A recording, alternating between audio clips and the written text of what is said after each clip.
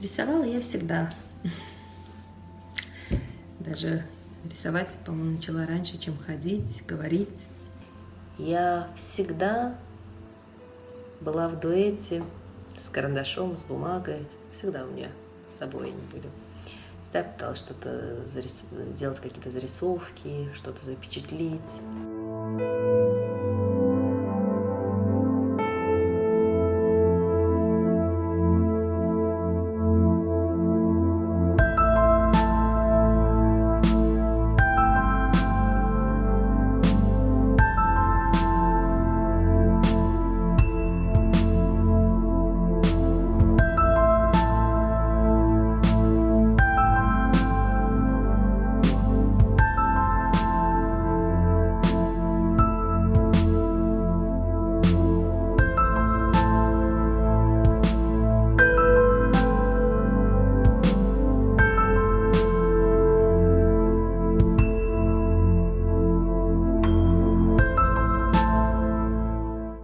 Мое воображение может взбудоражить что угодно.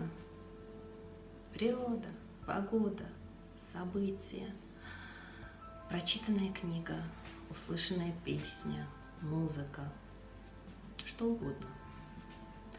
Но главным источником моего вдохновения, конечно же, является человек, люди.